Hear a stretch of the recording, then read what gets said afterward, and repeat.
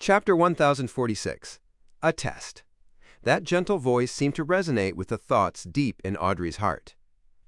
She only felt a little resistant to it before feeling as though it came from her heart, and that it was her truest thoughts. Klein Moretti looked at her emerald green eyes and said unhurriedly, Secondly, in the upcoming banquets and balls, don't be as opposed as before to the few princes who take the initiative to show their fondness. Also, praise them a few times in front of Earl Hall and his wife. Remember all of the above. This is the reflection of your subconscious. Then, forget that I once said these things to you. Forget that this behavior is different from your usual behavior. Don't try to seek blessings, and stay away from key spots in the Church of Evernight's Mass.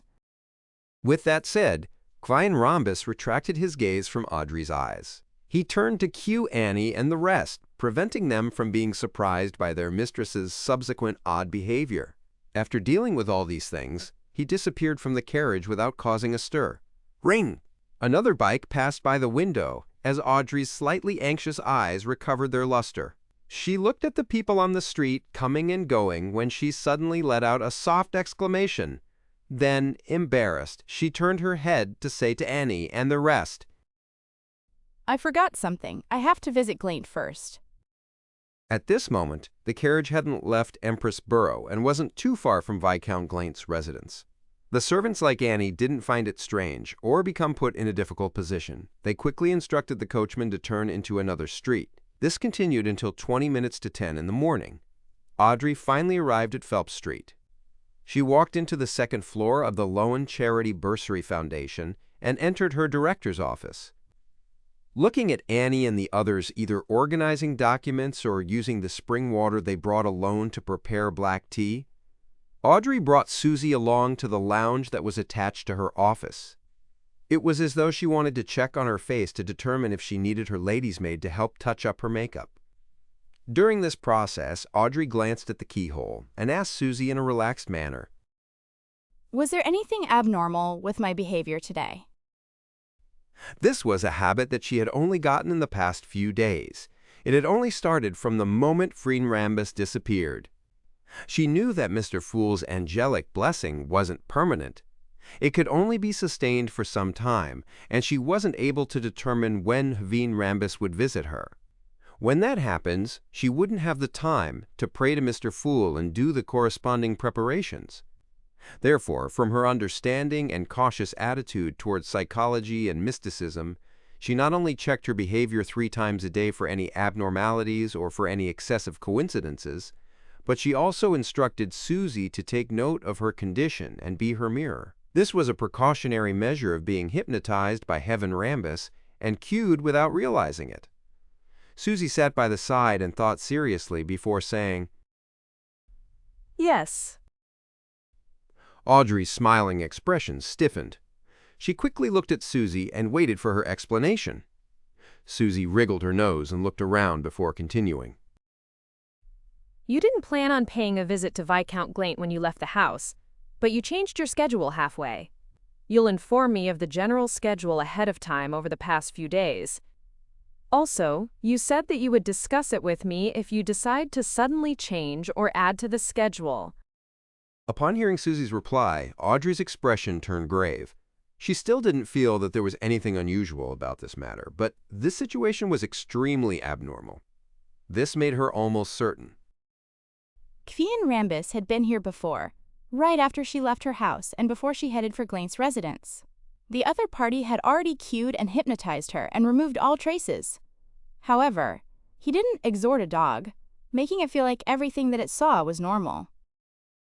Audrey subconsciously wanted Susie to leave so that she could pray to Mr. Fool, but she was hesitant. Would my current behavior be monitored by Klein Moretti? Will he be sitting somewhere in this room and quietly be watching me? No, if that were to happen, he would have discovered a problem when I asked Susie. Praying wouldn't make the outcome any worse. Even if he's here, Mr. Fool would also discover it. I can promise a future sacrifice and pray that he directly send divine punishment. However, why don't I wish to pray and ask for help? Audrey stood there, all kinds of feelings running through her as she instinctively wanted to escape. This made her realize the contradiction. and she realized that there was a bit of resistance in her heart. From the perspective of psychology and mysticism, she had a vague guess. She quickly put aside the idea of seeking help, allowing herself to be in her usual state of praying to the goddess without the desire of getting a response. This greatly reduced the conflict in her heart. Audrey instantly became confident. She gestured for Susie to leave first. Then she looked into the mirror and began softly hypnotizing herself. You're not asking for help. You're only doing your usual prayers. You're not asking for help. You're only doing your usual prayers. After repeating it over and over again, the vortex deep in the light greenness of Audrey's eyes that could suck a person's soul slowly dissipated, and her eyes returned to normal. She then raised both her hands and placed them between her mouth and her nose. Then she chanted in ancient Hermes. The fool that doesn't belong to this era. I might have met Hyphen Rambus. As she spoke, she didn't mention any desire for any help but described her discovery. After waiting for a while, a deep red light appeared in front of Audrey, drowning her like a tidal wave.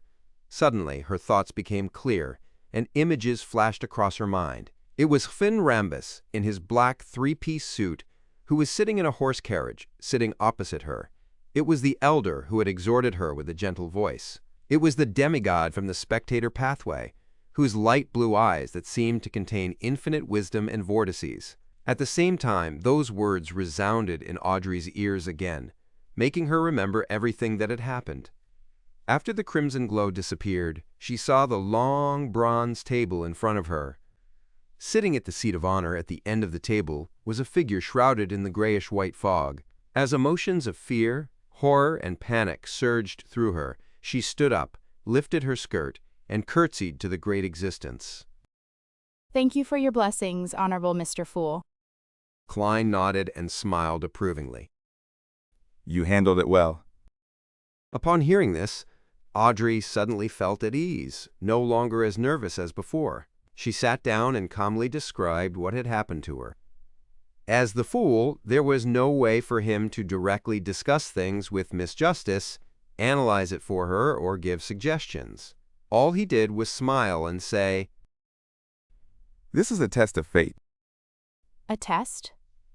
Only through this test will I have the qualifications to become a demigod, so that I can protect the people I want to protect in Backland, which is in a state of turmoil.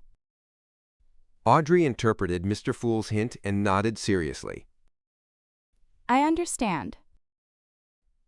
Without another word, Klein sighed and smiled. Go back and welcome it. Audrey was about to express her gratitude again when the crimson light appeared before her eyes, blurring everything she saw. In the blink of an eye, she returned to the real world, but she didn't forget or ignore anything. A test? Does that mean that I have to resolve the danger of Hyphen without exposing my secrets? Even if I cause the death of Hyphen I still wouldn't be suspected by the psychology alchemists. How should I do that? Audrey looked at the abnormally beautiful blonde in the mirror. She turned her head slightly and glanced slightly to the side. There was a large lounge in that direction.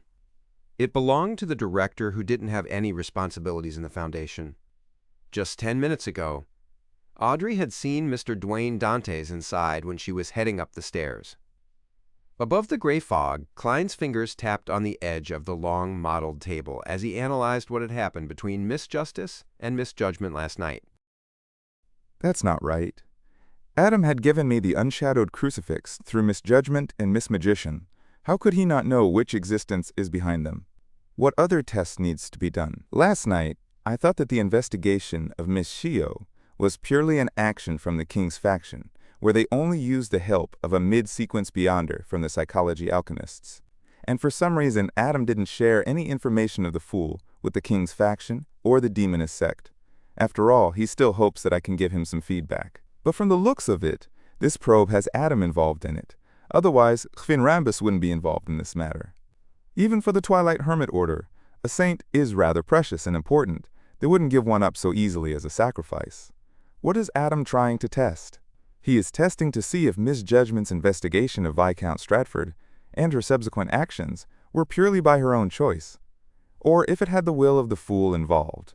If the fool gets the unshadowed crucifix and realizes that the king's secret is related to Adam's scheme, while still insisting that his subordinates investigate it, that will be making the Twilight Hermit Order an enemy.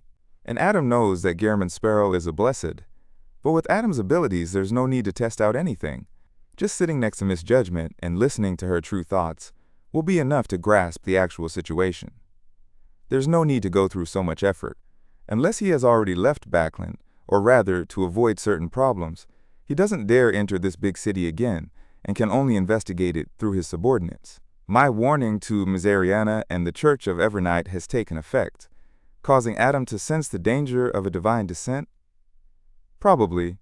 Even though he knows that Gehrman Sparrow has something to do with the Death Council, he probably wouldn't notice that something has happened to Artificial Death. Even the Numinous Episcopate's Artificial Death faction hasn't noticed a thing. Therefore, with the authority of concealment augmenting this, he has no idea that the goddess wouldn't be able to carry out a divine descent for a long period of time. Next up, I'll have to deal with Chivin Rambis. I must make sure that Miss Justice is steered clear so as to not have any relations and isn't suspected. Just as this thought crossed his mind, he saw Miss Justice Audrey enter the director's lounge through her prayer light in search of Dwayne Dantes. He quickly reined in his thoughts and returned to the real world. Chapter 1047, Brainstorm. Good morning. Where's Mr. Dantes? Audrey smiled politely as she asked the young male valet that was of Lowen and East Balaam descent. And Nooney bowed and said, "He went to the washroom and will be back soon. Honorable lady, do you wish to wait here?" All right.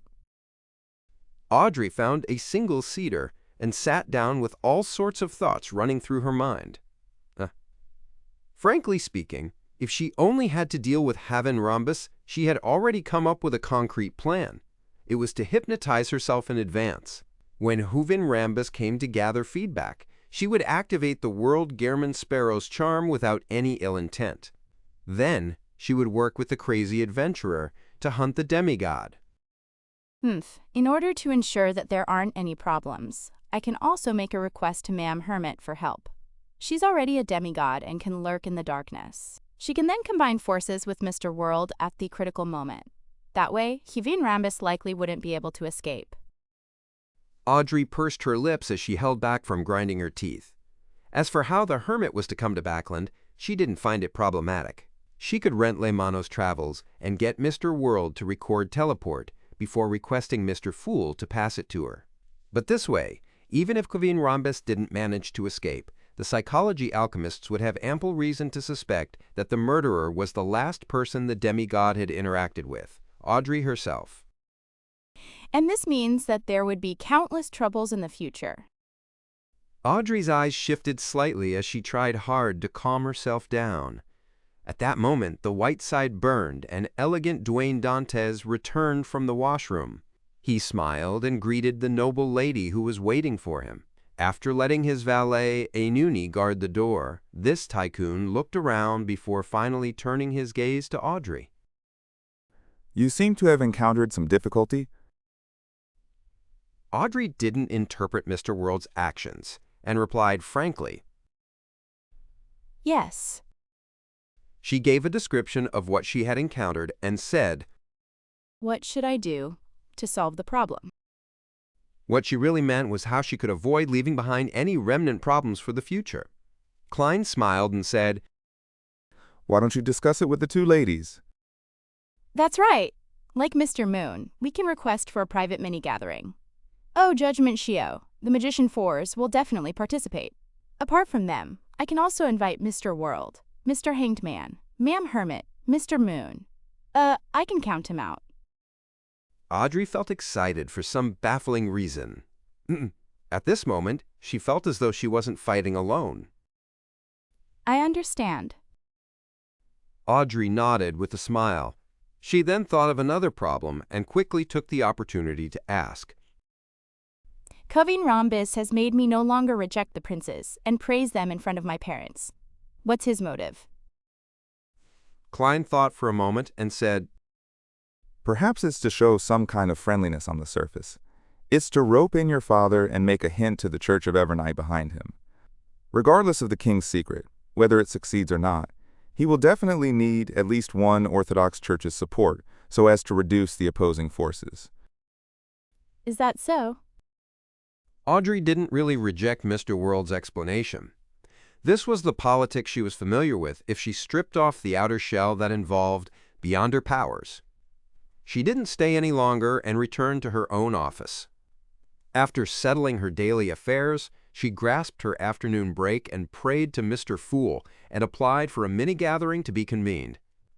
Above the endless grayish-white fog, dark red beams rose up around the long bronze table. Audrey looked around, stood up, and curtsied to the other members. Everyone, I have something I wish to hear from you. It sounds urgent. Alger nodded gently and replied.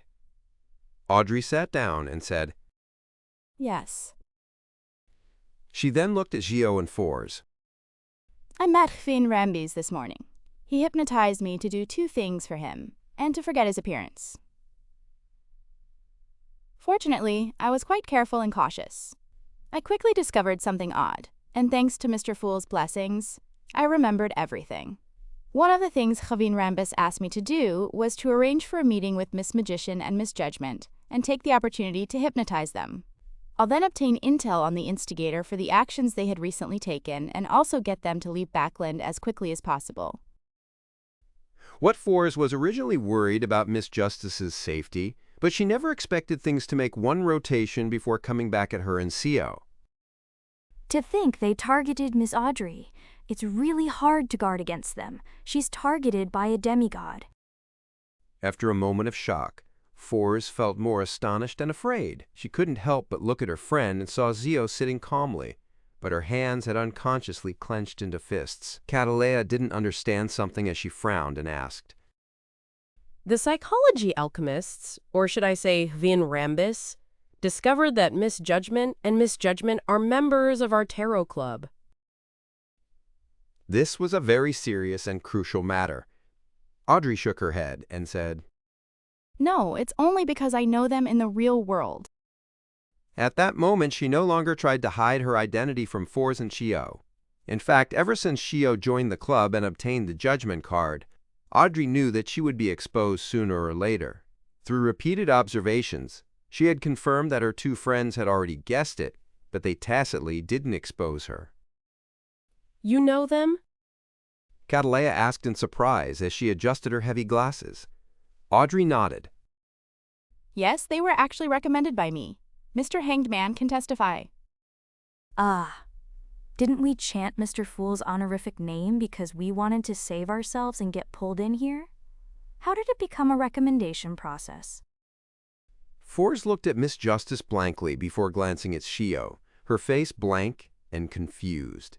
Shio also had that rare, similar expression because the word recommended had exceeded what she knew as well as her speculations. Audrey felt a little embarrassed. She blinked and explained to her 2 friends. Because all of you have your own special qualities, and I also hoped that the Tarot Club will develop and expand, I recommended the 2 of you to Mr. Fool. However, this was just a chance for you. If you hadn't passed Mr. Fool's test, he wouldn't have pulled you in. Test? What kind of test did I undergo? Fours was still confused. As for Shio, she thought of many things, especially the origins of the paper that had Mr. Fool's honorific name, as well as her frantic search for an exorcism. No wonder I had an inkling that they knew each other. No wonder Miss Judgment only entered the club after so long. This was probably due to their different individual experiences. Each of them has their own specialties. This specialty is the selection criteria. Do I have one? Catalea came to a realization as she came up with a theory. Upon seeing this, Algier, who had some level of judgment regarding this, wasn't at all surprised, as he chuckled and said, We can talk about this in the future. Miss Justice, the problem you would like to ask about is how to deal with Heaven Rambis. Yes.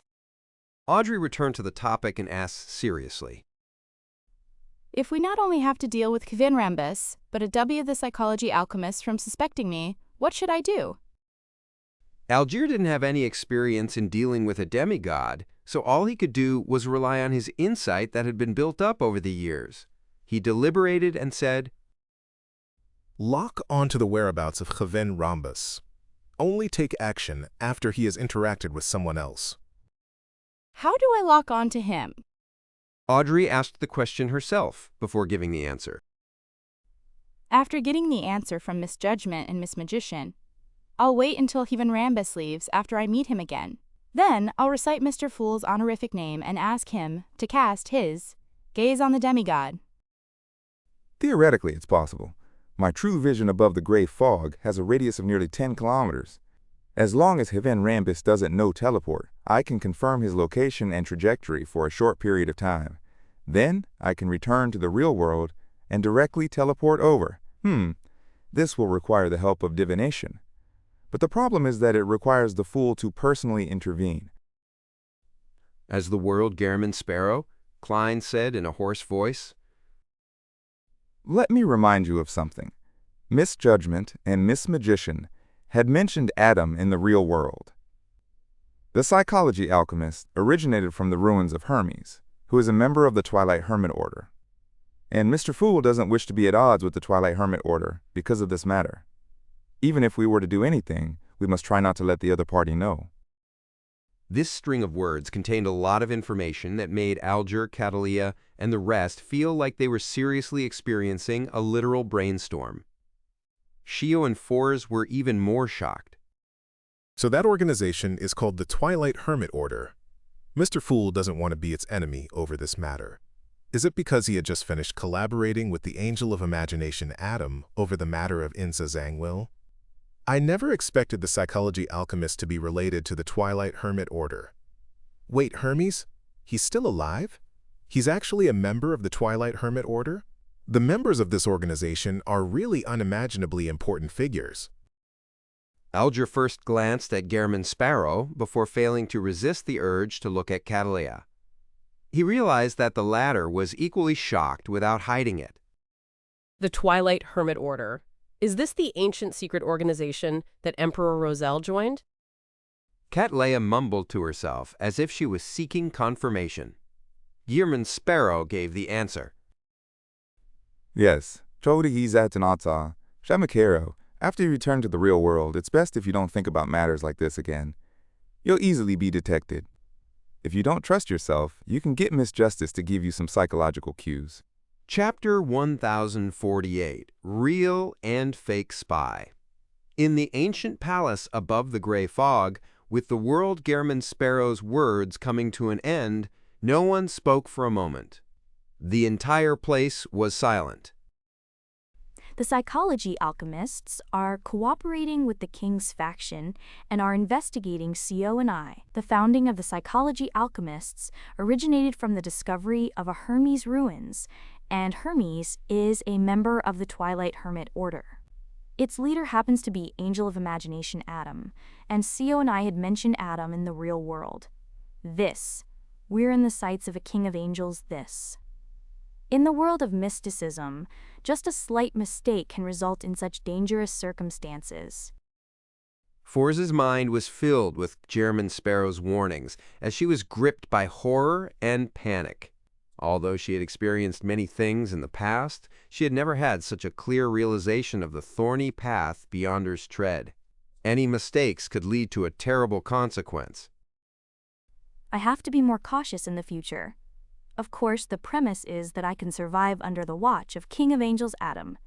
May Mr. Fool bless me. Fors seriously reflected on the matter and silently prayed. Maui.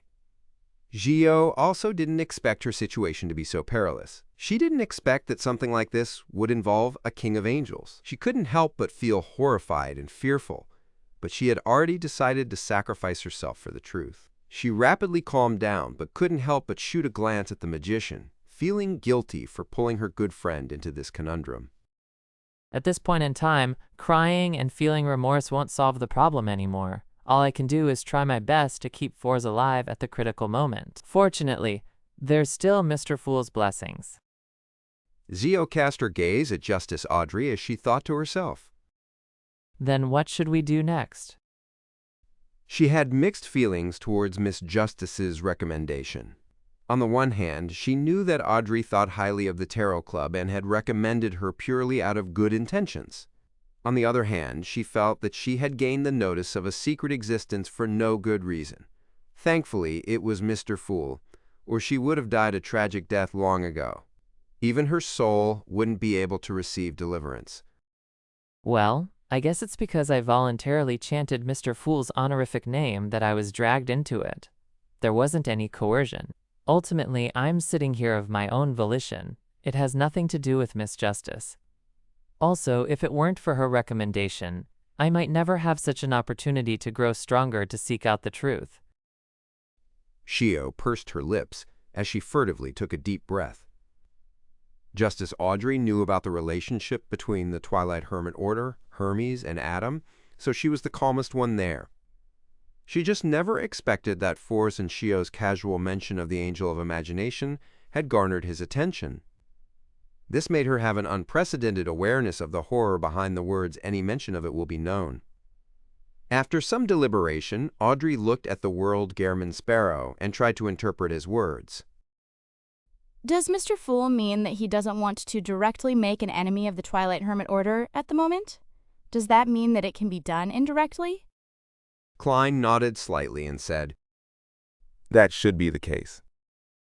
Does it involve interfering with divination, one's attention, and prophecies? Audrey asked. At this mini-gathering, the World Gairman Sparrow represented the will of the Fool. Klein laughed and hoarsely said, Perhaps a little more indirect. He answered vaguely because the Fool hadn't thought of what to do either. Their conversation seemed to inspire Alger. He looked at Justice, the Magician, and Judgment, one after another. Which of you is a believer of the Evernight Goddess? He was almost certain that at least one of the three ladies believed in the Evernight Goddess. After all, among the people of Lowen and the residents of Backland, the standards for women, and those who had been educated, these filtered out most of the believers of other deities. I am. Zio said without hiding anything. Audrey raised her hand slightly.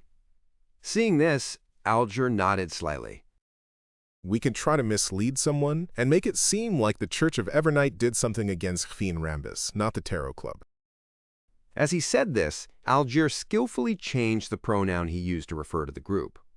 He was only invited to be a consultant and wouldn't actually be involved in the matter. He should have said you should do this and that, but he had chosen to use we. Pushing the blame to the Church of Evernight. This line of thought seems really familiar. Klein, in his The World Gairman Sparrow's manifestation, suddenly found it amusing. Then how should the misdirection be done? Audrey's eyes shifted slightly as she hurriedly asked.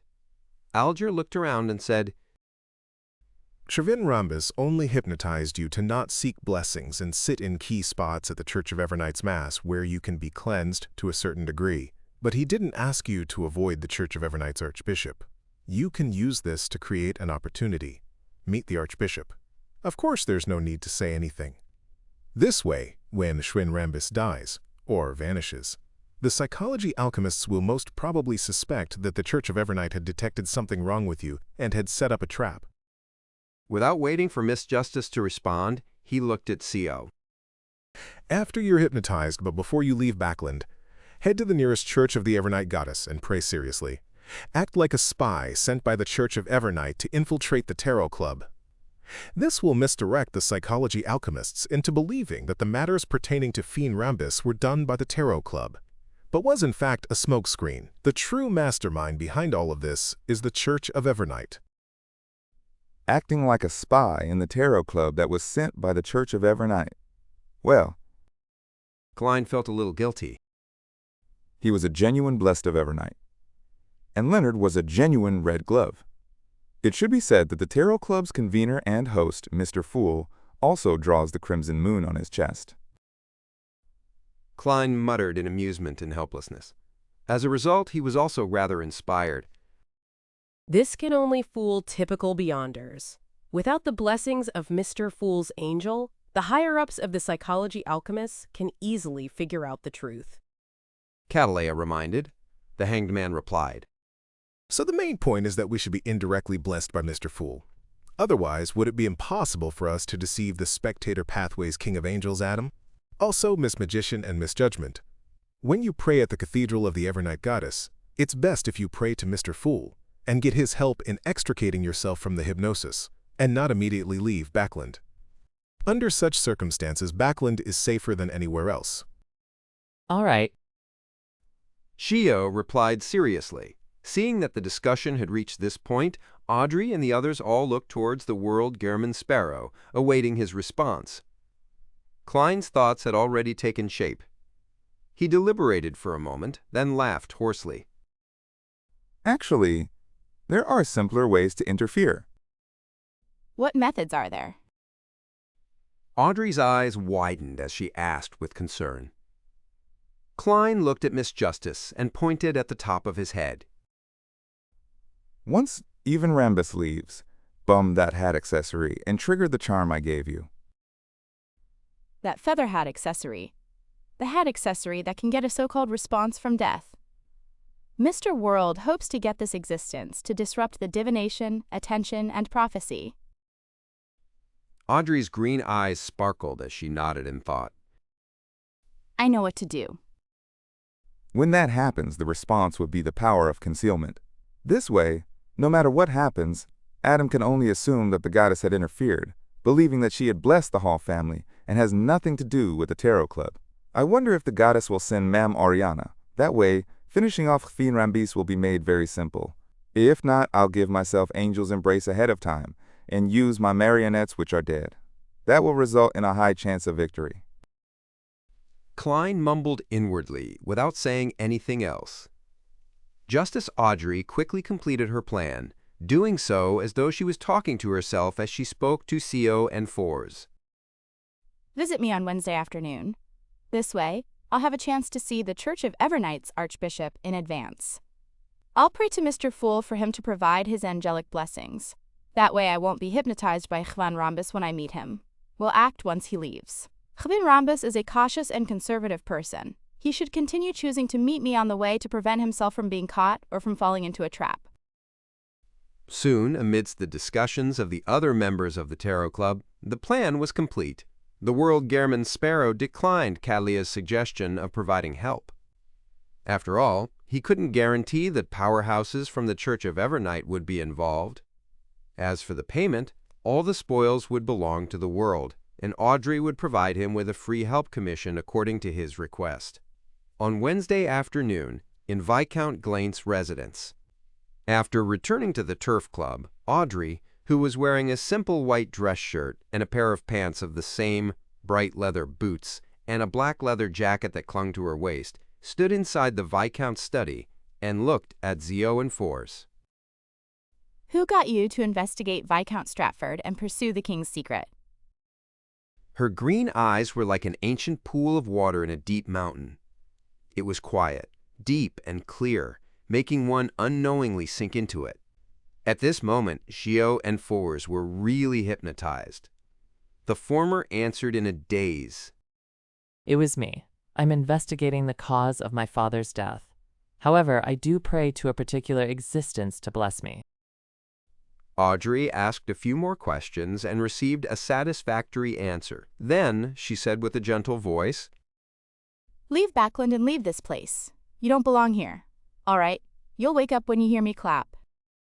The moment she said that, Audrey clapped her hands and saw Shio and Force's eyes regain their clarity. After exchanging a few more pleasantries, Shio and Force bade her farewell and left. Audrey began to wait patiently. She planned to stay inside Viscount Glaint's residence for another half an hour. She was waiting for Zio to enter the nearest Evernight Goddess Cathedral and finish her prayers before heading elsewhere. This way, regardless of whether Khfin Rambis appeared en route or elsewhere, she would be prepared. Picking up the lady's bonnet with a white feather accessory, Audrey walked out of the study, planning to meet up with Susie and Annie first before chatting with Glaint to kill time. She had just taken 2 steps when she heard a gentle and smiling voice. Well done. Audrey's pupils dilated as she hurriedly turned her head, only to see a silver-haired man standing next to an elegant wall lamp rack. His eyes were light blue, and his clothes were neat. He was none other than Kvin Rambis. This demigod was actually waiting in Viscount Glaint's residence for Audrey to complete the hypnosis and receive the answer. At this moment, Gio and Fours probably hadn't walked out the main door. This was completely outside Audrey's expectations and the hanged man's analysis. This meant that Qian Rambis was present, so there was no need to question the target through Audrey. Being in the vicinity and personally hypnotizing them was just as dangerous. Chapter 1049, Spectator's Intuition. How did this happen? Even if Shio and Fours didn't meet with any delays en route and maintain a relatively fast speed, it would take at least 15 minutes to arrive at the nearest Evernight Cathedral. Luckily, I was cautious enough and had prayed to Mr. Fool for an angelic blessing ahead of time. I also actually hypnotized Shio and Fours. An upheaval of thoughts instantly ran through her mind before she rapidly suppressed them. At first, she looked confused, and then her face wore a look of realization. It was as if she had finally woken up from her long dream and remembered the things that had been neglected. Mr. Rambis, why are you here? Audrey made her voice sound ethereal, as though she was still in a dreamy stupor. As she spoke, she made use of the control of her emotions as a psychiatrist to make an unavoidable hint of anxiety flash through her mind, doing so without causing any abnormalities. This unexpected turn of events made her unsure of how to proceed. Without a doubt, she understood that she had to first deal with Kvin Rambis's subsequent questions so that the demigod wouldn't suspect anything. However, if that was the case, he would leave in 3 to 5 minutes after he was done asking. As for Shio and Fours, they definitely wouldn't have entered an Evernight Cathedral yet. This inhibited the step needed for the misdirection, and when the time came, igniting the hat accessory and summoning the world easily exposed flaws in the handling of matters in the end. They wouldn't be able to completely fix the inherent problems. No, I'd rather miss this opportunity than proceed with the plan without being fully prepared. Patience, tolerance, and caution are key in the mysterious world. At the very least, Kvin Rambis will be making use of me for a long period of time, and not directly harm me. He wishes that I marry with some prince, and this process will take more than half a year. I still have plenty of time. I can wait for the second, third, or even fourth or fifth opportunity. The only problem is that I need to inform Shio and Fours and get them to really hide as quickly as possible. Audrey quickly came up with a decision as her eyes restored to normal while showing hints of wariness and fear. After observing her reaction and hearing her question, Kvin Rambis smiled and said, This should be your first time hypnotizing someone, and I was worried that an accident would happen, so I specially came here to wait. Heh, heh, given your background, you don't usually have the chance to do this. His voice was gentle and laced with concern. It made the wariness and fear in Audrey's eyes subside bit by bit. But in Audrey's mind world, she once again felt her consciousness being split apart. Some of them were raised, looking down at the island and the sea. This made her clearly realize that her fond feelings and sense of security that she had just felt were all artificial. Seeing that Audrey had returned to normal, Kvin Rambis nodded and said, How did they answer your question just now? Audrey honestly said, Dio said that the investigation of Viscount Stratford and the pursuit of the king's secret was all of her own will. She was very suspicious about the death of her father. Her father was the former captain of the Royal Guards, Earl Mason Dare. However, she mentioned that her actions were blessed by a certain existence. As she answered, Audrey almost stopped talking. This was because her spirituality high in the sky was looking down at herself on the island of consciousness and the spiritual sea. She saw a figure rising up from the bottom of the sea as it followed up steps that appeared, passing through the subconscious realm and landing on her body of heart and mind's island. The figure was wearing a black three-piece suit, with a head full of silver hair.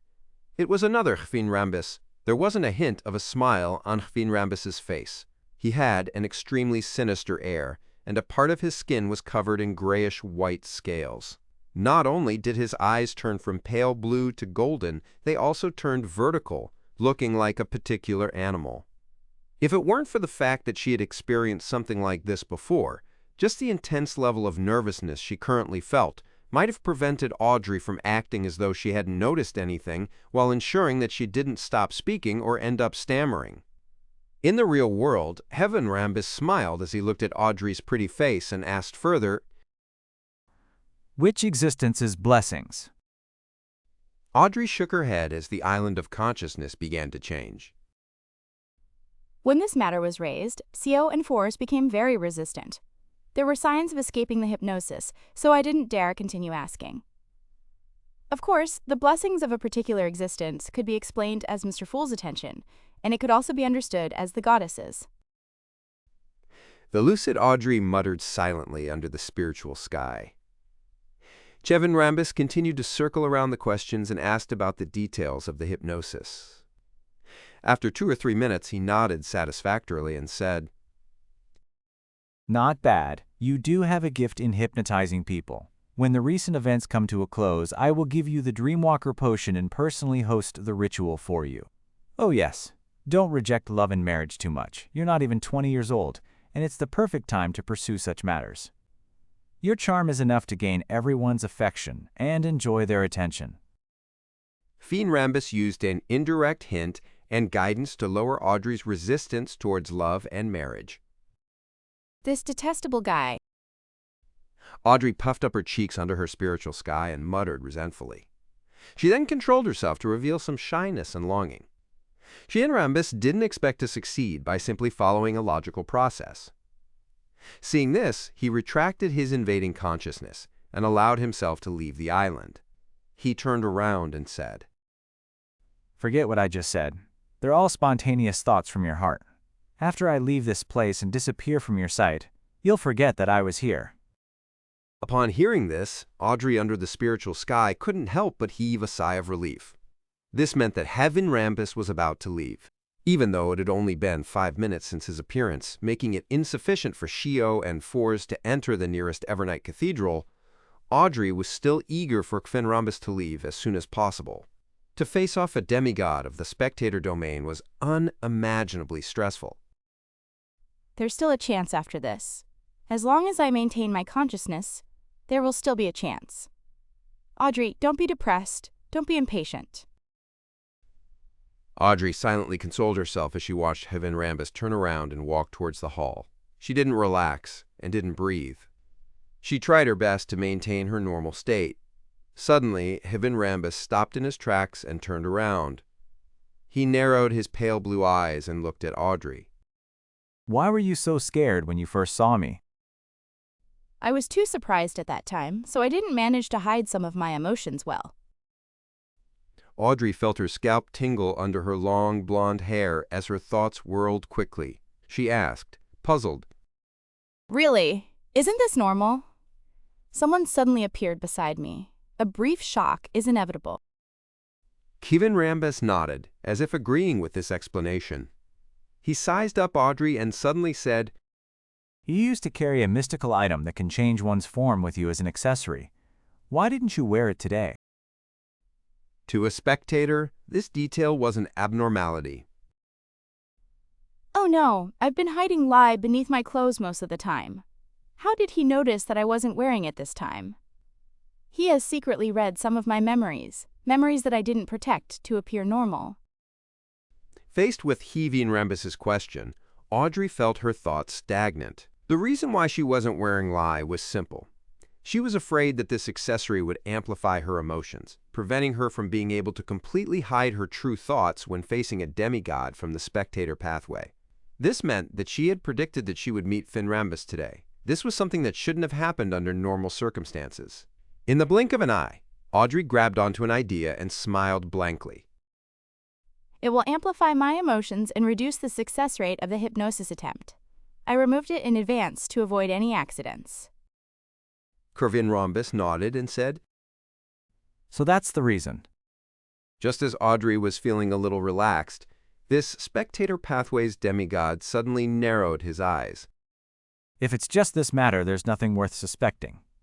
But compared to when you saw me, the fear that slightly exceeded normal limits seems to imply something. As he said that, Klein Rambus's light blue eyes turned vertical and was quickly dyed with the color of gold. The two golden vertical pupils clearly reflected Audrey's image in her rider's attire. With a buzz, Audrey's thoughts became extremely muddled. Only the her under the spiritual sky barely remained conscious. The surface of the spiritual sea surrounding the island surged with waves, enveloping it. At the same time, the sinister-looking Klein Moretti returned to the island and stopped beneath the sea surface, allowing patches of grayish-white dragon scales to fly into the foundation of the island where most of a human subconscious lay. Audrey suddenly felt her thoughts twist, prompting her to say everything, confessing all her secrets. Relying on the lucidity of herself under the spiritual sky, she barely controlled herself and didn't reveal anything. She also knew that there would definitely be problems if this continued, so she quickly diverted some of her thoughts and, relying on the angelic blessing and her splintered consciousness, prevent Klein Moretti from noticing it. Some of those thoughts included reaching her hand into her left pocket. Just then, Klein Moretti, who had invaded her mind world, looked increasingly sinister as he snorted. There really is a problem. If there wasn't a problem, Audrey would have started with the most important matters, revealing all her secrets and private matters one by one, instead of staying silent. Likewise, since the manipulation attempt happened so quickly, Audrey didn't have the time to sort out all her secrets. Even if she wanted to hide anything, her lucidity would be discovered the moment she spoke. After confirming that something was off, Klein Moretti didn't hesitate any longer. His gaze turned extremely cold as grayish-white scales covered his skin. The storm in the spiritual sea suddenly intensified, and Audrey, who was under the spiritual sky, staggered. The last bastion of the defenses of her consciousness was rapidly weakening under the repeated attacks, putting it on the verge of shattering. Klein Moretti increased the force of the mind storm once again, feeling satisfied that Audrey's entire island was shaking. This meant that he was about to completely control her. At this moment, he heard an ancient word, fate. In the real world, Klein Moretti looked up in surprise. All he saw was that Audrey's green eyes were dyed with the brightest, the most dazzling gold. Chapter 1050, Good at Using Hypnosis. As the ancient Hermes words resounded, the areas where Audrey and Klein Moretti stood dimmed. It was as if someone had passed by, blocking the window that was closest to them, then quickly left.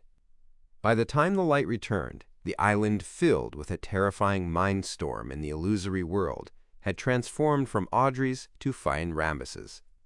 The person that had intruded on the other party's body of heart and mind went from Klein Moretti to Audrey, Fate Siphon Charm. This was made using a worm of time as the material. Using the Fool's powers, this charm was created. It could siphon off a corresponding target's subsequent fate for a short period of time, exchanging the corresponding fate with the user.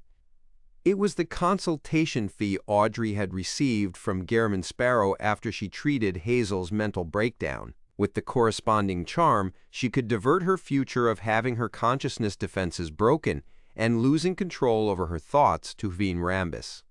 She then siphoned off the mind storm from him and opened her target's door to the body of heart and mind. She then directly altered and planted the corresponding consciousness's fate. In an instant, the situation reversed. Audrey went from the edge of collapse to gaining the absolute advantage. Of course, this advantage could only last for a short period of time. Frankly speaking, if it weren't for her imagining how she could save herself in a desperate situation, Audrey definitely wouldn't have thought of using the Fate Siphon Charm. Or it could be said that, by the time she thought of it, it would be too late. At this moment, just like how she had practiced it countless times in her mind, she suppressed her surprised emotions from the effects of the Fate Siphon Charm and quickly confirmed her condition. With her current advantage, she made the Hypnosis and Mind Storm swirl together, instantly opening Klein Moretti's door to his body of heart and mind. Klein Moretti was instantly dumbfounded, as if he was an ordinary person whose attention had been diverted to Audrey's golden eyes and thus fall under her hypnosis. Yes, at this moment, as a demigod of the Spectator pathway, he had been controlled by Audrey, who was only a Sequence 6. This way, even if the effects of the Fate Siphon Charm came to an end, it wouldn't change the development in the real world. However, Audrey knew that with the help of the magical charm, she was using Fiver Rambus's powers to open the door to his body of heart and mind and achieve initial control. Whatever she wanted to do later would definitely be rejected by him, and with her sequence level, she had no means to resist or control such intense power. Furthermore, she could clearly sense that Hvin Rambus was subconsciously resisting his current state. In the real world, a small amount of gray scales began to appear on his face. In no time, he would be able to forcefully extricate himself from the state of my initial control over his mind. A realization flashed across Audrey's mind. She then cast her gaze towards Hvin Rambus's head, feeling a little regretful that she didn't carry a powerful revolver with her. Otherwise, she could take this opportunity to shoot at him several times in a row in an attempt to kill him. Soon, she recalled that she had dragon scales. She believed that Klein Rambus definitely had it, and that it was even stronger. It wasn't something an ordinary attack could tear through. Even most mystical items that were at the mid or low sequences couldn't do so. And if she couldn't kill him in one shot, Hvin Rambus would definitely be able to use this opportunity to regain consciousness and escape her control. Without any hesitation, Audrey, who lacked the appropriate offensive abilities, quickly came to a decision. Hypnotize him. He's best at hypnotizing and is very resistant against this, so he wouldn't prepare any additional items that can affect his defense. I can't let him do things that will be against his will. With our difference in levels, I definitely can't resist the corresponding subconscious resistance he puts up. Thoughts ran through Audrey's mind as she spread her slightly parched lips. She tried hard not to show any signs of abnormality as she looked into Hvin Rambus's eyes and said in a gentle voice, Find a spot inside Glant's mansion and wait. Find me in the garden 15 minutes later. Such a subconscious thought didn't stir any obvious signs of being rejected. Therefore, Audrey was able to complete her control rather smoothly. To Hvin Rambus, he was indeed looking for Audrey today, and the venue for the meeting was also Viscount Glant's mansion. Audrey's hypnosis was simply changing the corresponding time and place, and the discrepancies were just in a very small aspect. It matched Hvin Rambus's thoughts and didn't waste too much of his effort. Therefore, she didn't encounter any intense resistance. All right. Knurren Rambus responded to Audrey's words. Audrey didn't care to let out a sigh of relief. She focused and continued looking into the other party's eyes. She gently said, You will only come looking for me in 15 minutes, so you haven't seen me today. Since you haven't seen me, everything that happened just now definitely didn't happen. They will be forgotten. As Hvin Rambus had accepted the hypnosis, he followed the logical train of thought. Although there was resistance, it wasn't anything intense. Soon, the golden light disappeared from those alluring eyes. Yes, I haven't seen you before. Nothing happened just now. Hvin Rambus repeated with a blank expression. The grayish-white scales on the surface of his skin had increased significantly again. After completing this crucial step, Audrey resisted the urge to pat her chest and thought for a second. When you hear my singing, it will become quiet. She wanted to hypnotize him with her charm, but she realized that she wasn't able to take on a seductive pose, and she couldn't make the corresponding expressions. She could only lift her hand to comb her blonde hair and tilt her head. The ripples in her eyes swirled as her smile beamed. Following that, she hummed a melody, Manor Under the Moon, in a nasal voice. Hvin Rambus looked at the girl in front of him, who looked as beautiful as sunlight, flowers, and gems. Listening to the ethereal voice, his mind gradually turned silent, as he no longer had any resistance. Seeing that her initial control was about to be released, Audrey didn't hesitate and pointed to the other side of the corridor. Go over there, and you will regain consciousness and dispel dragon scales when you see the stained glass. She knew very well that on the other side of the corridor there were exquisite white stained glass. This order didn't pose any danger, nor did it violate Hvin Rambus's will. He immediately took a step forward, walked down the corridor, and turned right. Only when his back disappeared from her sights did Audrey slowly exhale, allowing the fear, alarm, and anxiety to surge into her heart. Her body trembled slightly as she opened her mouth slightly. She couldn't help but gasp and exhale. 10 seconds later, Audrey used Placate on herself and calmed herself down. Then, She glanced at the wall clock and stood there, raising her hands and placing them in front of her mouth and nose, reciting Mr. Fool's honorific name in a low voice. She prayed for an angelic blessing again and requested this great existence to tell the world German Sparrow that she had confirmed when Hvin Rambis would arrive and would summon him 2 minutes ahead of time, allowing him to arrive at the appropriate moment. There was no need to be in a rush or to be too close to prevent Hvin Rambis from being aware of an ambush. During this process, Audrey only briefly mentioned what had happened. She didn't elaborate on it to prevent wasting any time. Following that, she raised her hands and pressed her cheeks, completely restoring her expression to normal. She began hypnotizing herself, allowing herself to sing the melody the moment she saw Hvin Rambis. After doing all of this, Audrey went to the main hall and first found the golden retriever, Susie. She then retrieved the lie necklace and the alcohol nemesis diamond brooch. The latter, which could resist any mental influence, could only be worn for half an hour. Otherwise, the damage one's liver and brain suffered would be irreversible.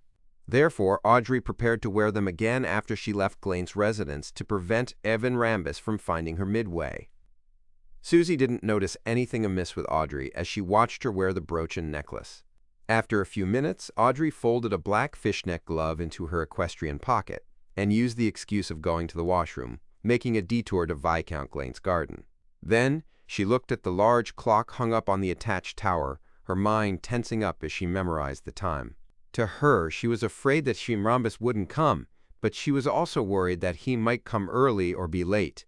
Time passed by slowly, and Audrey used placate twice to calm herself down. When there were still 2 minutes and 15 seconds left, she took off the feather accessory on her hat and flicked her wrist. The scarlet flame soared, igniting the white feather. This was Lie's flame-controlling ability. As the flames burned, they turned pale. In just 2 or 3 seconds, the feather, which was a product of artificial death, was reduced to ashes. Nothing happened around her. Looking at the clock, Audrey took out a charm made of tin and recited a word in ancient Hermes. Lightning. The charm lit up as though many tiny electric snakes were entangling with it. It was a charm that summoned German Sparrow. When the lightning dissipated, the charm completely disintegrated and melted into the void. However, there was still silence without so much as a sound. CO and Fours should have found a church of Evernigh Cathedral and begun praying. Audrey calmed down and pretended to enjoy the flowers of the remaining autumn days. She didn't lift her head to look at the large clock, counting the time in her heart. 3, 2, 1. She slowly raised her head and looked around, but she didn't see Hvin Rambis. He discovered something strange and distanced himself from this place. Audrey's heart tightened as she couldn't help but think back to what she had missed. At that moment, she heard a gentle voice. What are you looking for?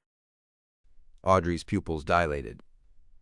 From the corner of her eye, she realized that the silver-haired, blue-eyed Hvin Rambis had appeared beside her at some point in time, a hint of suspicion hidden in his voice. Having already hypnotized herself, she didn't hesitate at all. She followed her subconscious and started humming the melodic manner Under the Moon. Amidst the ethereal voice, Hvin Rambis calmed down and listened attentively.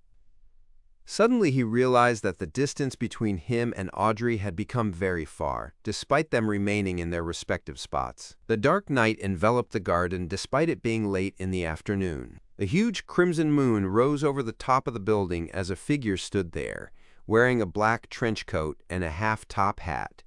His face looked hazy due to the backlighting,